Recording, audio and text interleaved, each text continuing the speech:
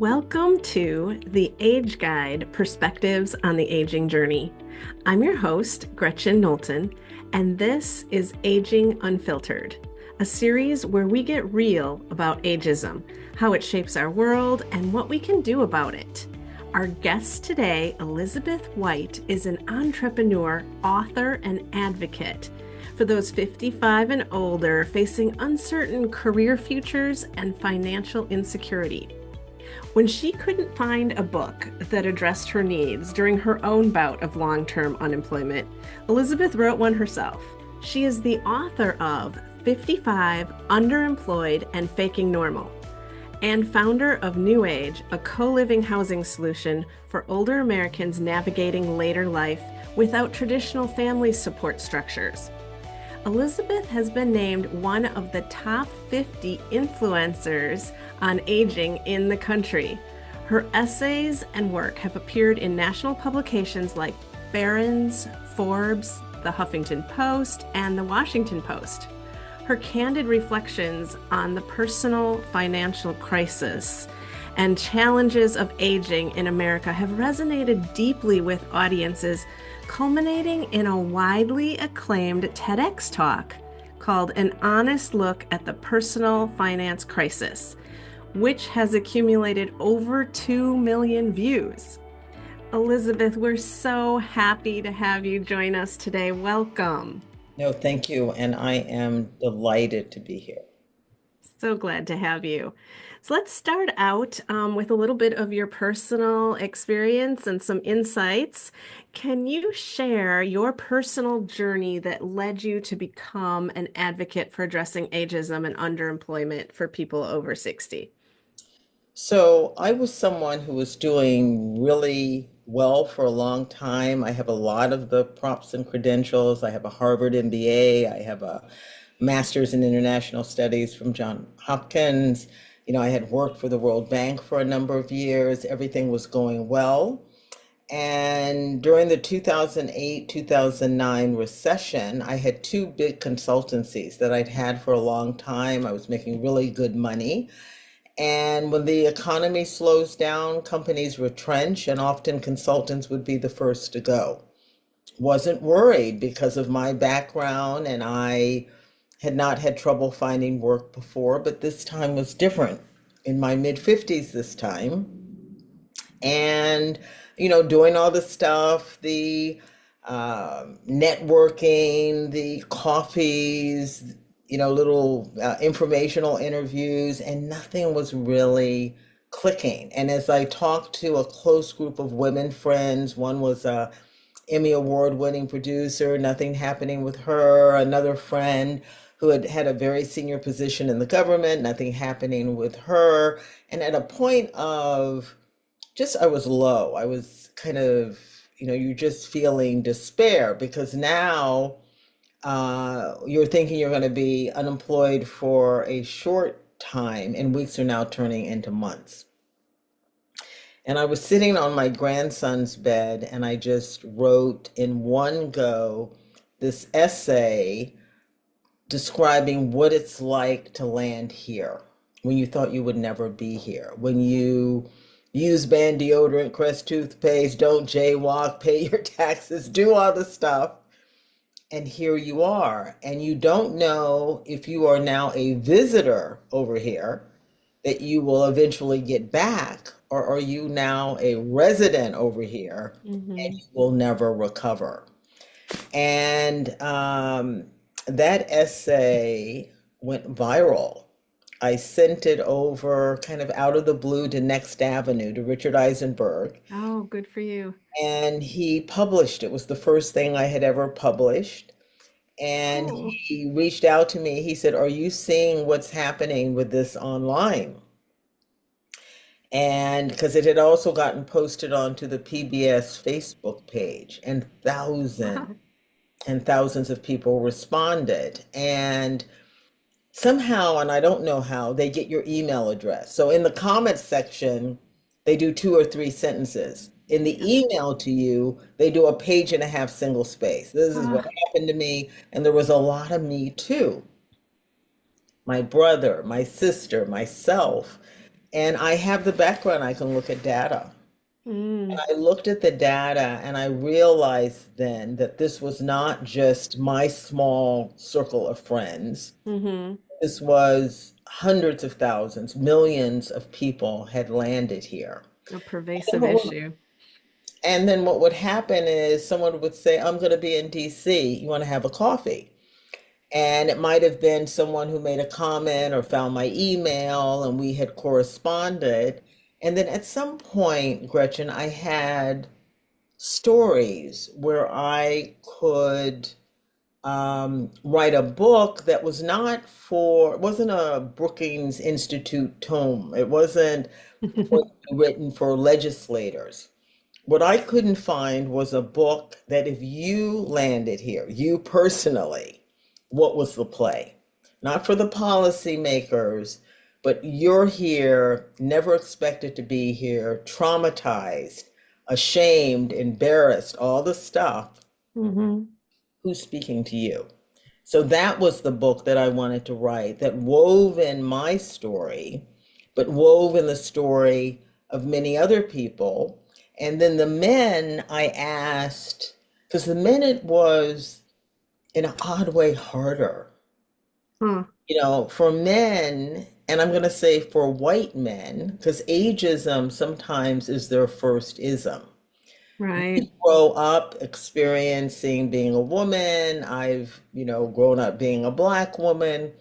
I found for white men, some in the book having become very, very good friends of mine, they had never walked into a room and been discounted on sight because they're presenting as an older person. That was new to them.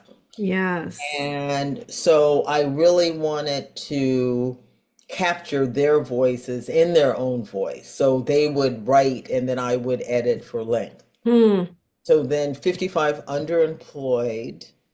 I first did it, self-published it, and then later Simon and Schuster said we can get a better distribution for you on Oh, this. good. Then I added some chapters, updated the data, and it went out again sort of 2019, 2020 kind of range. Okay. Okay.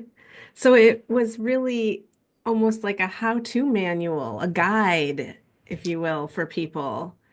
A guide, and I wanted to take away the shame. I wanted to explain how this happened to responsible people, Hmm. how this wasn't just you are some uh, out here taking risk and behaving badly, that there were Right. some things that contributed to so many people landing here. And one of them really just being the longevity. We're talking about ageism. When we think Hmm. about, I was just writing an essay on Social Security. So when you think about life expectancy at birth in 1935, when Social Security was enacted, it was something like 62. Yeah. So back, before all of the advances in science and medicine that have extended life expectancy, you might not be in retirement very long. A few years, as I say, you kiss your grandbabies, do a little fishing, and then you're dead. Now Yeah. you could be 60 in reasonably good health and live 25 years. Hmm. That length of time you need to fund now is so much more. You were looking at, 5, 7 years, sometimes 3 to 5 years. Right. Funding 20 years without working is a very different story, and just It lots of is. people have not set aside $1 million, $1.5 million to do that. Most middle class and lower class Americans simply can't. You're right. So what do we do? Yeah. We need to work longer. Yes. Right. If we can be, if we're allowed, and we're If not. we're allowed, but we can't Exactly. always do that. Yes. Yes. Yes. So you recognized right away that there was some ageism going on, that there was something different in this job search you had that something else was at play. You recognized the ageism and you called it out, which is so wonderful. You identified it and then you helped others through it. But so when you spoke out publicly about this challenge and about ageism, did you face any backlash or resistance? Did people say, "Oh, no, no, you're exaggerating that," or "Where are you coming from with this new ism?" So I would say I didn't realize it right away. You're sort of wondering what's happening. I've got, these kinds of credentials. It was after the essay. And I Okay. focused more on financial vulnerability of older adults. Mm. Where that then leads you is into this fabulous research that ProPublica and Urban Institute did, where they looked at and found out that half of Americans in their 50s lose their jobs. Half, a little more Wow. than half. And that of that number, only 10% ever again get a job that's commensurate in status and income of the job they were pushed out of. So I always say when I see that older guy at Trader Joe's, or you go to the gym and there's an older woman at the front desk, Hmm. might not be there because that's where she wants to be. Right. So when you've got all of these people did not suddenly become incompetent once they hit 50. Something Yeah. else is happening. So as I researched this, it helped me to understand systemically that there was something happening. And so you could then have a conversation with people who have landed here and help them see it's not because you're just a screw up. This is Yes. happening to a lot of your contemporaries. Because that happens to everyone, I think, when they're out of work for a little while. You start to blame yourself. You start to feel really down on yourself. But I think, like you said, later career folks really struggle with what am I doing wrong? What can I do differently? But once they understand this isn't about you, this is a systemic problem, then it's probably easier to tackle some of that, or at least to live within the situation, right?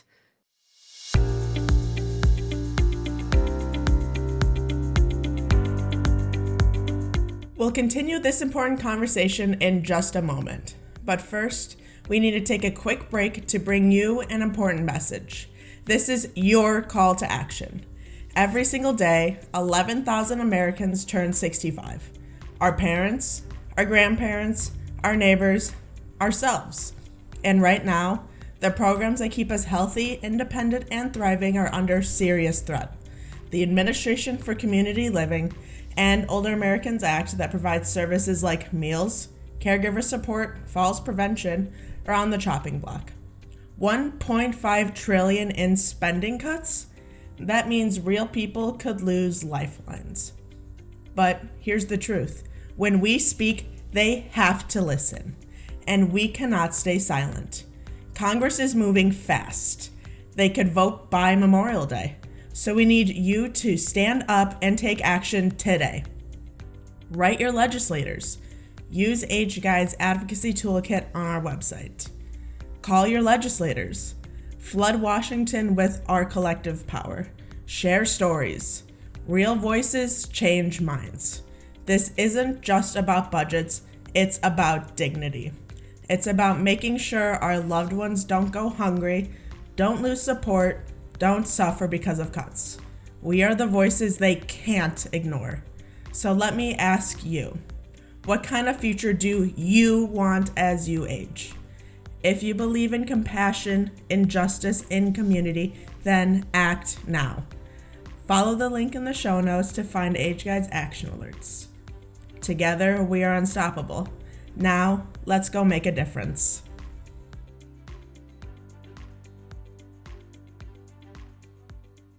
And we have to tackle our own internalized ageism. Sometimes That's a good the point. worst ageism I encounter is somebody about my age. They're the ones pulling up the drawbridge when they see me Huh. coming. It's not always the young person. In fact, so I'm in the world where I have friends from 30 to over 80. Hmm. And it was a younger friend who told me about there's a venture studio that you should apply for. And I was 68 at the time. I'm thinking, I don't know if the tech bros are going to really get me. The tech pros, yes. Okay. She said, no, no, no, apply. So they had 4 rounds of interviews. When I was told that I had made it from the second to the third, I thought, let me straighten out my tie here and be serious. And then I was told that I got in. So out of 5 of us, I was almost twice the age of everybody else. Wow, awesome. And I found, as I often find, that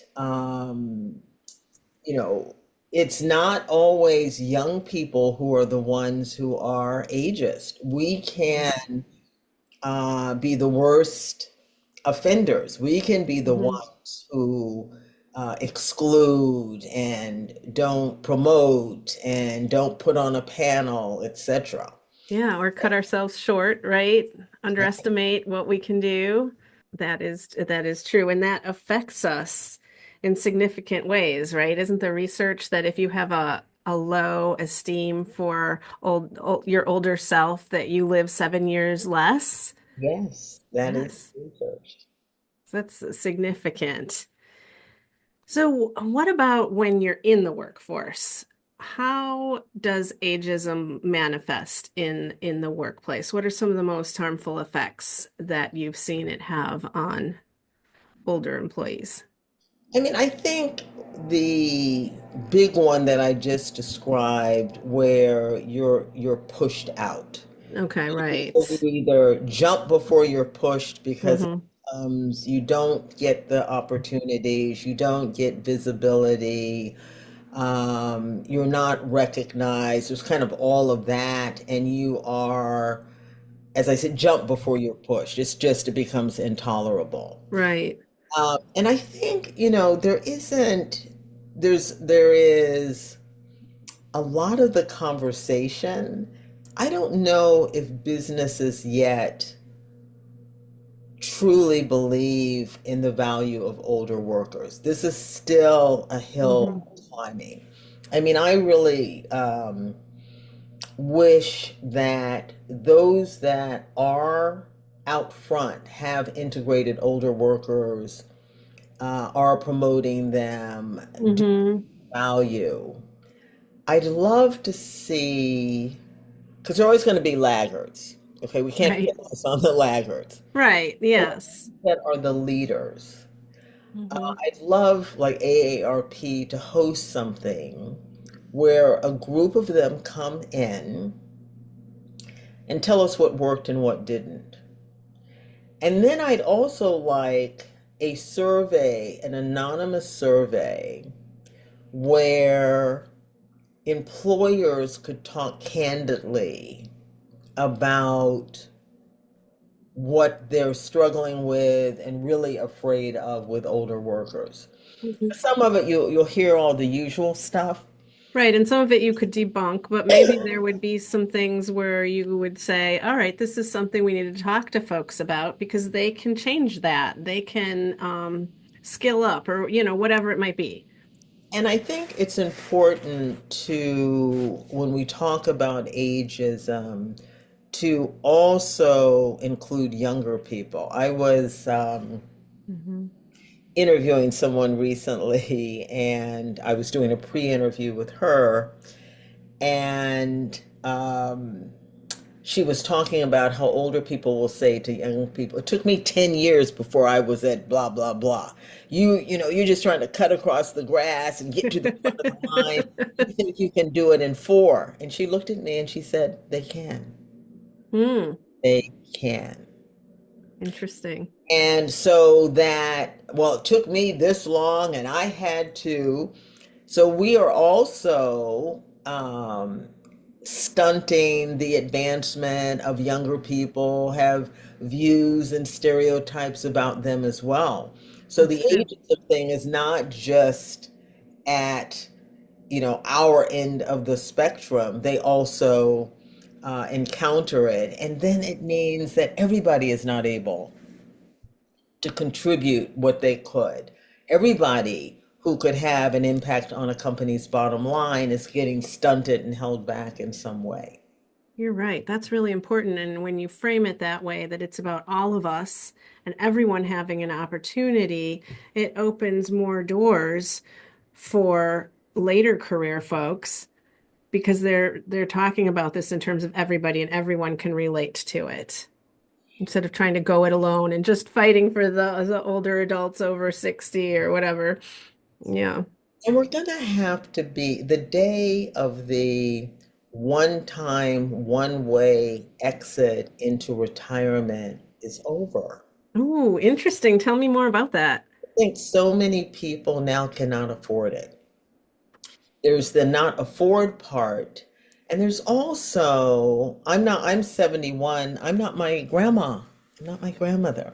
Yeah, you still have things you want to do. You still have ideas and plans and yeah. And so many of us, um, thanks to advances in science, medicine, public health, then we are living fitter, longer lives. And sort of kind of getting rid of this, I think we need even like just new language. Because there's still this view of old and frail, Yes. old and dependent, Mm-hmm. old and takers, users. Right. And even, sometimes I'll listen to one of our legislators. They'll be older than I am, okay? And they're Uh-huh. talking about like you people, not even wanting to, They don't want to associate they don't themselves with want that to. population. So, there is I think now boomers in particular are becoming all elbows and knees. We did this with women, we did this with civil rights, we did this with LGBTQ. Hmm. We are making our path by walking, and we're not accepting all the stereotypes being heaped on us. It is all elbows and knees Good. to, I think, change this perception that has been sort of frozen in time. And it Yeah. takes a while for that to sink in to business. And Hmm. it's often the case with stereotypes. There's always a little bit of truth. Okay, Okay. there is, I love all the AI and I use ChatGPT and Gemini and Perplexity and all of it. And I have a friend, it would so help her. And she's just like, no, I'm not going to use it. And I see her, working things that I said, by the time you download that document, it will take you longer to download it than for chat to do what you needed to do. And she's just no.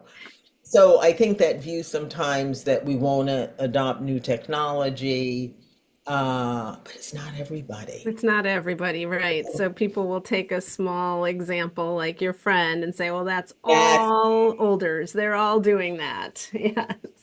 But it's not true. People like you are embracing it, you're using it all the time.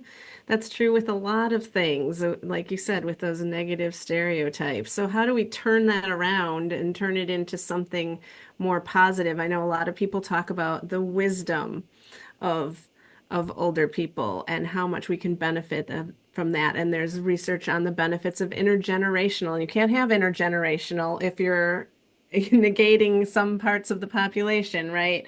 And that's very valuable. What else can we do to kind of shift this perspective, do you think, Elizabeth? well, so I often think that there's a role for everybody.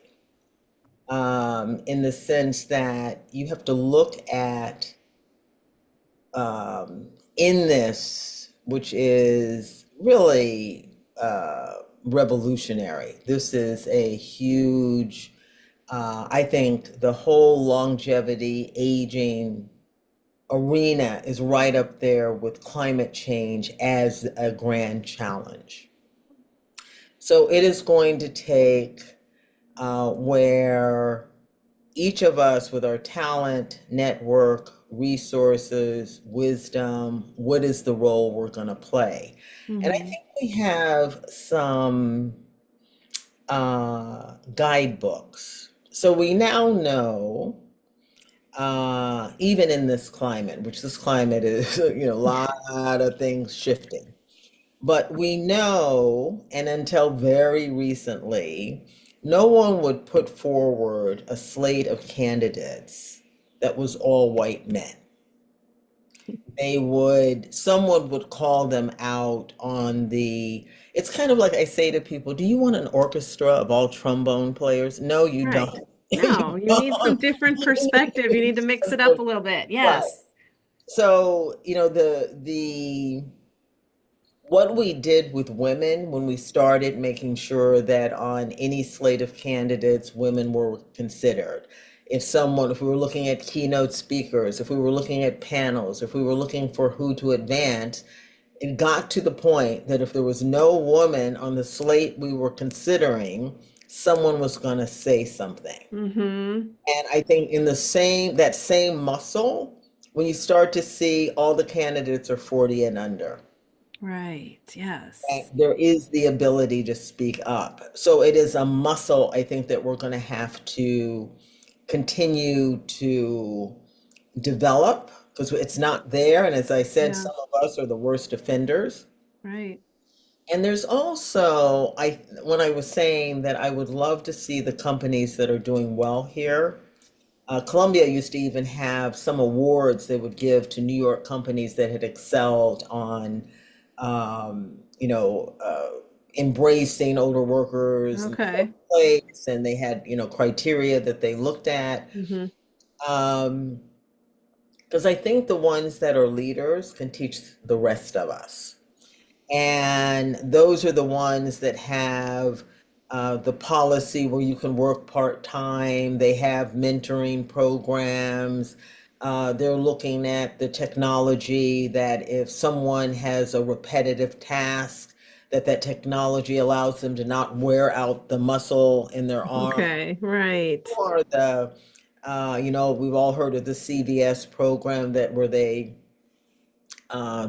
people are going to Florida for the winter, and they needed some pharmacists.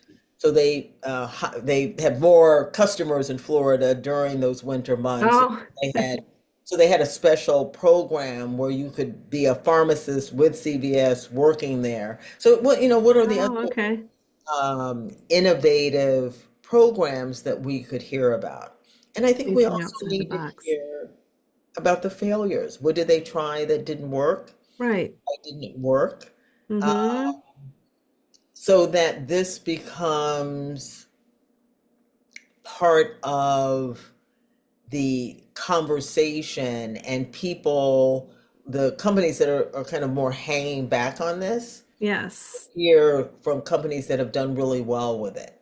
And hear about the benefits that they experienced. And they wouldn't need to reinvent all of these ideas. Like you said, they can learn from the challenges. Don't even bother trying that. That didn't work, but here's what did work. That would really be helpful, I think. And probably some policy changes as well. I mean, who knows what's going to happen with Social Security now? Like you said, everything is up in the air right now. We're all advocating really hard to protect Social Security, but it does need protecting, and it's time for all of us to speak up about that because we've all paid into that, and we all deserve to have that waiting for us, right? So I'm assuming there's other policy things too that you can think of that might help at a macro level. And I want to say this also about Social Security. I've just written an essay, and it's about the impact of Social Security on millennials. Oh, very good. because I think so for some people, Social Security is just a pesky little boomer problem. Okay. Right, because I don't think the millennials thought that it was going to be around for them anyway, right? There's kind of this narrative out there. It's not going to be there for us anyway, so why should we care? So here's the other reason to care. I asked ChatGPT, Gemini, Your friend all my and mine. personal assistants. Yes. I said, if Social Security is cut in the next 30 to 90 days, as has been warned could happen, what happens a year from now? What happens, and they were all consistent. They all said, so suddenly, because you've got, 50% of the people relying on Social Security for half or more of their retirement income. You Hmm. pull that out, suddenly now, as a millennial, your mom is going off the rails. So you were thinking of moving to New York for a job, but now you're going to stay in wherever you are, Hmm. where she is. And maybe you have to cut down your work hours to You do may some have to cut, and caregiving. they said, cut down your work hours. You've got young kids and your parents that you're worried about. Hmm. So it just sort of laid out all the cascading effect of having millions and millions of older adults who could hold it together with maybe a little help, Yeah. suddenly having the rug pulled from underneath them. So Yes. whatever relationship one may have with their parents, they don't want to see them go over the financial cliff. Right. So when you think about Social Security, it's not just going to impact these older people. It's all the younger people who care about these older people having to now alter their lives in dramatic ways. Hmm. Mom has to move in. You have to move in with her. You've got to, and it went Right. on and on and on. So I picked out like 10 points and they were all consistent. It was grim. So I said, the conversation we're not having, we say, oh yeah, millennials don't think it will be. Hmm. We don't say, if you cut it for this group over here, they all have kids. Yes, it impacts And everybody. it's a wrecking ball through the family. Hmm. So, because my interest in writing it is that this piece is that the point you made, we all need to be enrolled in the Hmm. preservation of Social Security now. Yes. Yes. So where is this article going to appear? Where can we find it? I am sending it around now to, the way you got to send it, then you got to wait.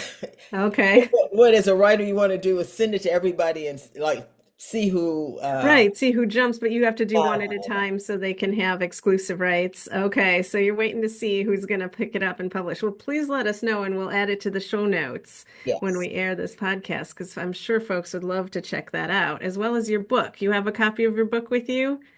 This is the book 55 Underemployed and Faking Normal.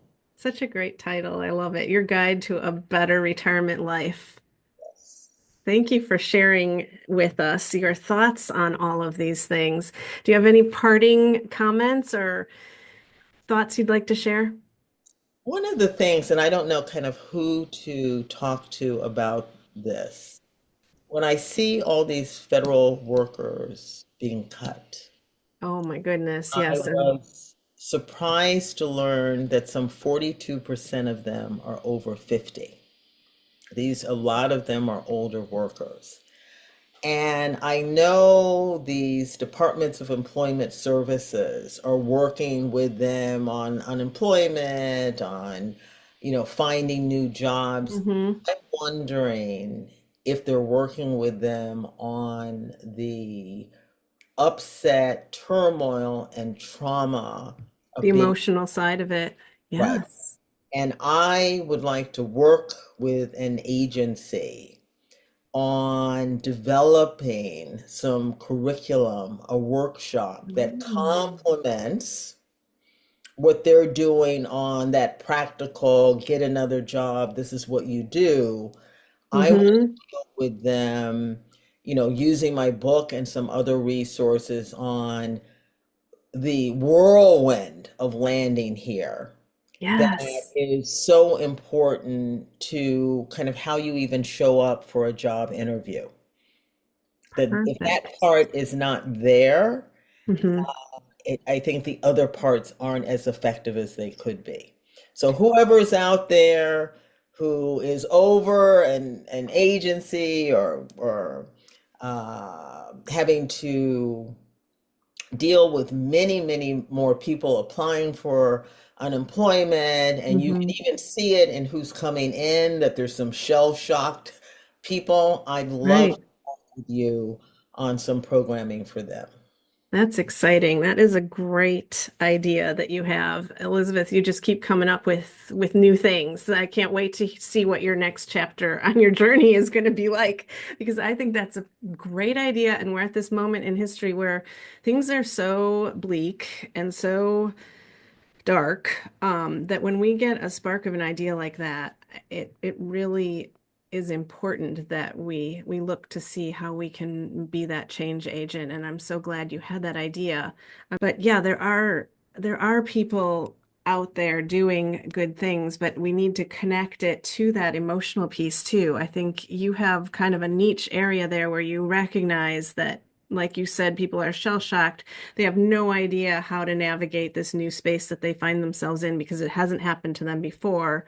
And they were getting close to, their last chapter of their career and maybe had some things they still wanted to do. And it just really pulls the rug out of you when you're at that phase. So addressing that emotional side of it and getting your attitude in a place where you can go look for a job, like you said, that's so important and impactful.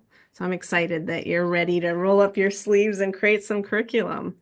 Thank you so much for joining us on this podcast and having this important conversation. And we'll have information in the show notes of how people can find you and find your book. Thank you so much.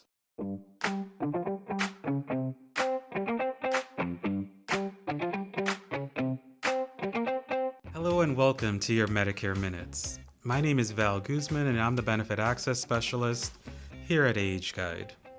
The State of Illinois Senior Health Insurance Assistance Program, also known as SHIP, provides free, unbiased Medicare counseling for Medicare beneficiaries and their loved ones.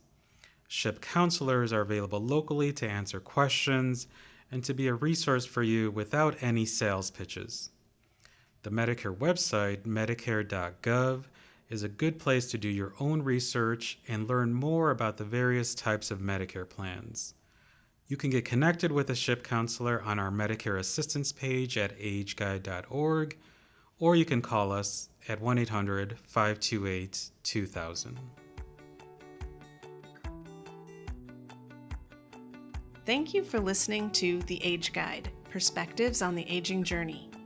Age Guide coordinates and administers many services for older adults in northeastern Illinois. Our specially trained professionals are available to answer questions and connect you with local service providers and resources. If you are interested in these services or want to learn more, go to our website at ageguide.org or call our offices at 630-293-5990. Please follow our podcast so you can be notified in your streaming account. Thank you, and we will see you next time on the Age Guide podcast.